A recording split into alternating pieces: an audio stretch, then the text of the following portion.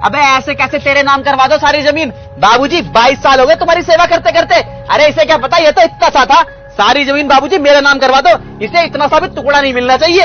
ऐसे कैसे नहीं मिलना चाहिए? मैं भी इनका छोटा बेटा हूँ और 10 साल तो मुझे भी हो गए देखते देखते। इनकी सारी दवाई का खर्चा मैंने उठाया है, तो बाबूजी ये सारी जमीन मुझे मिलनी चाहिए। बताओ, पूरे मोहल्ले को ज्ञान देता फिरता है बुढ़ा कि हमें मिलजुल के रहना चाहिए, हमें लड़ाई नहीं करनी चाहिए। और आप देखो खुद के बेटे कैसे लड़ रहे हैं। सही कहा भैया, लड़ाई भी देखो किस लिए कर रहे हैं, जमीन के लिए। अरे शर्म तो आ नहीं रही होगी तुम दोनों को? पूरे गांव में हमारा मजाक उड़ाया जा रहा है। जिन लोगों की औकात नहीं थी तुम्हारे बाप के सामने बोलने तक की, वो लोग हमारे लिए हमारे घर में घुस के बातें बना रहे हैं। तो मैं मजाक उड़वा रहा हूँ क्या? इसको बोलो, इसने करवा रखी हमारी बेइज्जती। बड़े छोटों का लिहाज भूल चुका है ये। अरे एक बात बता, अगर तेरे बड़े भाई के नाम सारी जमीन हो जाएगी तो तेरा इसमें क्या चला जाएगा? अरे समझना तो तुम्हें चाहिए ना, अगर तुम्हारे छोटे भाई के पास सारी जमीन आ गई तो तुम्हारा क्या चले जाएगा? अरे तो तुम दोनों सारी जमीन आधी आधी बांट लो ना, इसमें तो लड़ने वाली कौन सी बात है बेटा? अरे बाबूजी मैं तो तैयार हूँ आधी जमीन लेने के लिए भी, लेकिन अपने बड़े बेटे को समझाओ ना। चुप, जमीन तो मुझे सारी की सारी चाहिए, चाहे इसके लिए मुझे कोर्ट कचहरी जाना पड़े। अब चलेगी अदालत में बात। वकील साहब, तुम्हें मैंने अपना गांव तो दिखा दिया, और ये है वो सारी जमीन जिसका विवाद चल रहा है।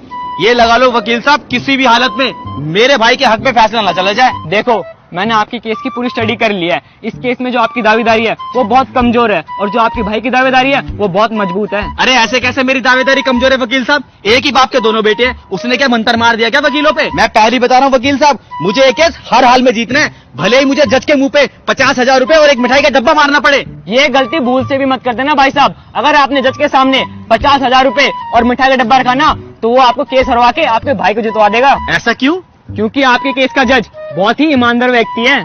ईमानदार व्यक्ति?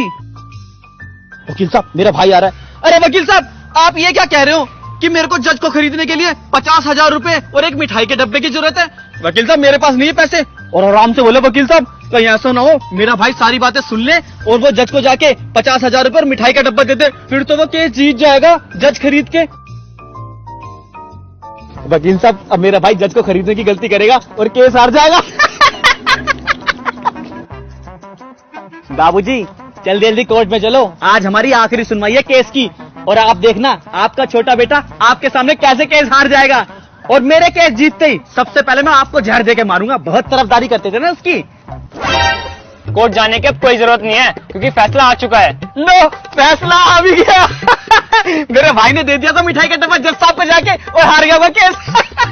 अरे तुम्हारा भाई तो बहुत चालाक निकला, उसने जज साहब को 50,000 रुपए और मिठाई का डब्बा दिया तो था, मगर अपने नाम से नहीं, तुम्हारे नाम से। और फिर जज साहब भड़क गए और तुम्हें केस हरवा के तुम्हारे भाई को जितवा दिया। अरे ये कैसे हुआ? ये ऐसे हुआ कि मैंने तुम दोनों की वो वाली बात भी सुन ली थी, जब वकील साहब कह रहे थे कि जज बहुत ईमानदार है, जो उनको रिश्वत देता है वो उसी को केस हरवा देते हैं। तो मैंने तेरे नाम से जज साहब को रिश्वत दे दी और तुझे केस हरवा के खुद जीत गया। अबे वकील, ऐसी खुफिया बातें आराम से नहीं बोल सकता था, तेरी वजह से मैं केस हार गया।